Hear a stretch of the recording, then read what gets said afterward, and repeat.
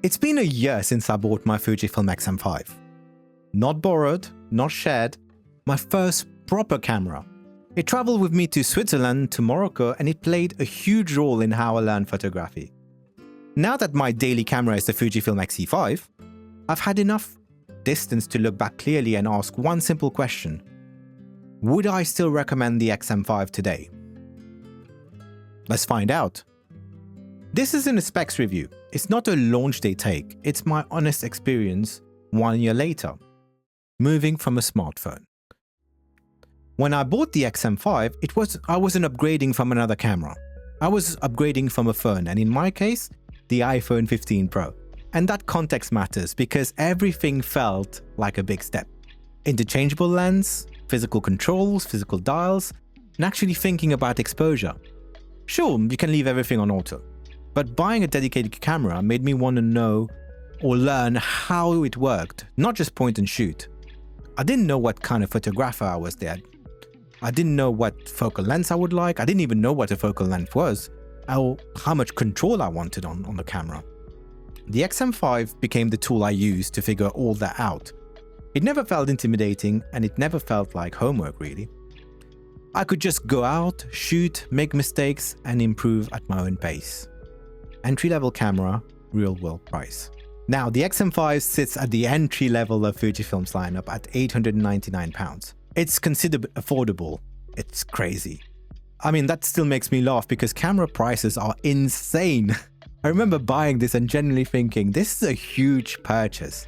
But what helped justify it was knowing that it wasn't a dead end. I was going to be buying into the Fujifilm ecosystem, just like you buy into Apple. You're buying into the lens, the color science, the way of shooting, and you can grow into it, right?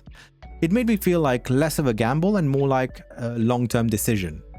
Now, size, form, factor, and build. Physically, the X-M5 is tiny. And I mean tiny. And that's like its defining trait. And one of the main reasons it came with me everywhere. It's easy to carry, easy to pack, and it never felt like a burden to me. It fits in my jacket pocket, which means I can actually take it with me anytime I leave the house. The body does feel a bit plasticky. When you first pick it up, you do feel that quite solidly, but the important parts are solid, like the dials are smooth, the buttons feels reliable, and nothing about it feels fragile. That said, there's barely any grip on this camera. Out of the box, long-term shooting sessions, they are not very comfortable. And for me, a third-party grip like the small grip was an essential buy. Once I added that, the camera felt very secure, balanced, and still remained compact. It also felt safer holding it because I could actually use my fingers to support the camera properly. Everyday shooting experience. What I appreciated most over time though was how straightforward the X-M5 felt. It doesn't fight you, it doesn't try to be clever. The top dials and the front dials make exposure changes feel immediate. Over time you build a muscle memory, you just change things in the front. Eventually you stop thinking about the camera and start thinking about the shot itself. The mechanical shutter helps quite a bit here as well. That physical feedback creates a clear sense of cause and effect, which is especially useful when you're still learning. The film simulation was also a big gateway for me. It felt familiar, almost like I was using filters on Instagram or my phone, but with far more intention. Being able to switch looks in camera helped me understand what colors and moods are like without sitting in front of my computer and trying to edit everything afterwards. Photography and why I kept using it. That 26 megapixel X-Trans 4 sensor still holds up really well, and in some cases I do prefer it to the X-Trans 5 sensor. It never felt limited by image quality or resolution. But the specs aren't why I keep using this camera. It was the output. The Fujifilm colors look good straight out of camera. That really changes how you shoot. I spent less time fixing photos and more time thinking about composition, the lighting, and the timing. That immediate field feedback helped me learn faster.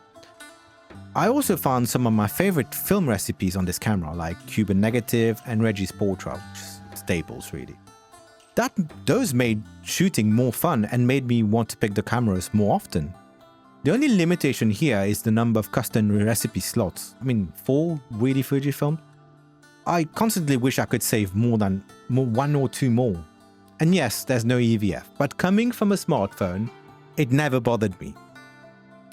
I was already used to composing on a screen. You know, you learn to block all the distractions, slow down. You slow down, you focus on what's in the frame. And for me, that transition felt natural. A video, learning the limits. Video is a big part of the X-M5. The open gate recording is super useful. You can shoot once and decide later whether you want it vertically or horizontally.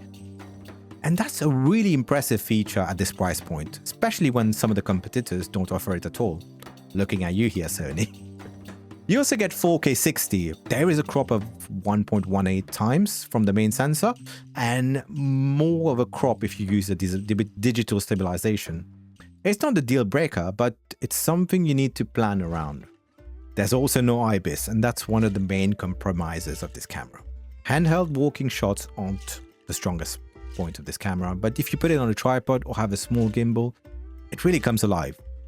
Because it's so light, stabilizing it is super easy, and the footage looks far better than you'd expect from a camera this size. Now, vlogging is clearly a focus here. The mic that you're hearing is the onboard mic. There's even a dedicated vlog mode. Personally, I didn't use it. I prefer the standard video mode, and it's there if you want something more guided. Now, who does this camera make sense for? I don't think the X-M5 is trying to be everything to everyone. It's not a replacement for larger hybrid cameras. But where it makes sense is as a step up from a smartphone. If you're used to composing on a screen, keeping things lightweight and shooting more intentionally, this camera feels like a natural progression. It's approachable, flexible, and rewarding to learn on. Now, these are my final thoughts 1 year later. So would I recommend the Fujifilm X-M5 a year later? Yes, but with context. It's not perfect, but it was the right camera at the time for me. I found it for the purpose I needed it for. And if you're at a similar place, moving from a phone and wanting a camera that you can grow with, the X-M5 still makes a lot of sense.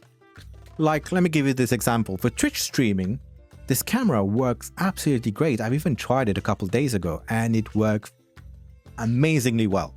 2.5 hour stream, no overheating. It still went. And it didn't even turn off. So I was quite happy with that.